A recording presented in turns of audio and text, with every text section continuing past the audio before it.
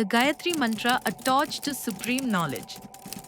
The Gayatri Mantra appears both in the Rig Veda and the Yajur Veda. It is said to be the most powerful mantra available to humanity, a lighted torch that opens the doorways of wisdom and reality. It awakens us to the true nature of existence. But first, what is a mantra? Mantra comes from the Sanskrit root mananat traite eti mantra. It means that which, when meditated upon repeatedly, liberates the mind. Similarly, what is Gayatri?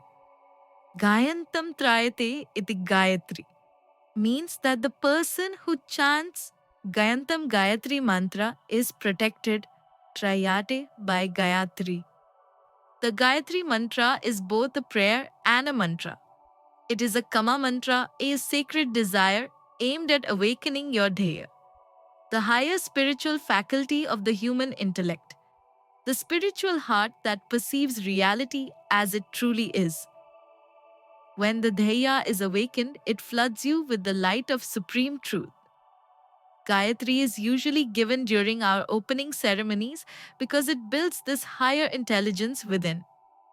It is personified as Gayatri Devi, the five-faced goddess known as Veda Mata, the mother of all knowledge. From she comes all knowledge and the right perspective to everything.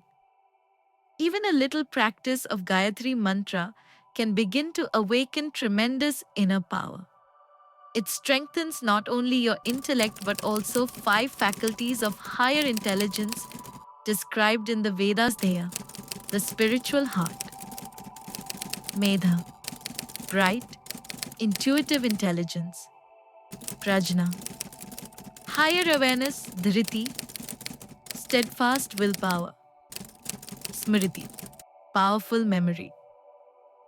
The Gayatri awakens all five, unlocking your transcendental intelligence, bringing deep calmness, inner stability, removing obstacles, dangers, and enhancing your memory and intuition. The Gayatri Mantra was revealed by Rishi Vishwamitra, a sage whose life itself is a lesson in spiritual evolution. Vishwamitra was once a mighty king who, while traveling through a forest with his army, visited the hermitage of Rishi Vashishta. Out of respect, he bowed and was warmly welcomed. Despite concerns about burdening the ashram, Vashishta insisted they stay and miraculously arranged a grand feast through the divine cow, Kamadhenu, a goddess in cow form who could fulfill any wish. Amazed, Vishwamitra desired to possess Kamadhenu, believing that as king, everything should belong to him. He offered Vashishta anything in return, but Vashishta refused, explaining that Kamadhenu could not be owned, only revered, and she would never stay in a palace lacking the spirit of Brahma Vidya, spiritual knowledge. Blinded by anger and greed, Vishwamitra tried to seize her by force. But Vashishta, wielding his Brahmadanda, a staff charged with spiritual power, effortlessly defeated Vishwamitra's army, teaching him that true strength lies not in physical might, but in spiritual wisdom. Humbled, Vishwamitra realized, Dhikbalam Kshatriya Balam, Brahma Balam Hi Balam. The strength of a warrior is nothing before the strength of Brahman's spiritual knowledge. A knower of Brahman is so supremely strong just by his mind, by his will, he can control a whole army. So then he said, well, I will acquire this kind of strength and then I will come and show you. And he turned back. He went back to his kingdom. He gave his kingdom to his sons to manage. And he went into the forest to do austerities. And it seems for a long time, if you go to the Puranas, they will even say thousands of years because that sense of time is different. You know how they sense time, time is in you. So for a long time, he performed austerities. During this period, King Trishanku approached him, seeking to ascend to heaven with his physical body and act against cosmic law.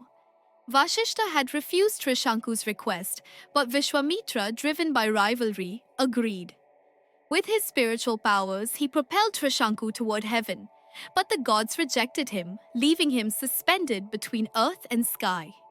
In defiance, Vishwamitra created a parallel heaven for Trishanku, but in doing so, he exhausted much of his spiritual energy. Realizing how pride and anger had derailed his quest, Vishwamitra plunged into even deeper austerities. Yet temptations continued. Menaka, and Apsara seduced him, again delaying his progress. Each fall, however, taught him invaluable lessons about conquering lust, anger, jealousy, and ego. After countless years of intense austerity, Vishwamitra attained a high level of spiritual illumination. Lord Brahma appeared before him and blessed him with the title of Maharishi, acknowledging his extraordinary penance. However, Vishwamitra humbly asked, "Do I not deserve the title of Brahmarishi?" Brahma replied, "To be a Brahmarishi, you must be blessed by one who already holds that title. Go to Vashishta. If your mind is truly purified, free from pride, anger, and ego, he will bless you." Accepting this, Vishwamitra approached Vashishta's hermitage. As he neared, he overheard a conversation between Vashishta and his wife, Arundhati. Vashishta was speaking warmly about Vishwamitra's journey, saying, "I have been silently supporting Vishwamitra's spiritual progress. Vishwamitra has come to the hermitage of Vasishta. So Vashishta is telling Arundhati that I have been following the spiritual progress of Vishwamitra, and I am supporting him silently that he attains this illumination. He's a good man. His very name indicates Vishwamitra is Vishwamitra. He is the friend of all. But this arrogance had come into him. I hope he will be able to overcome it.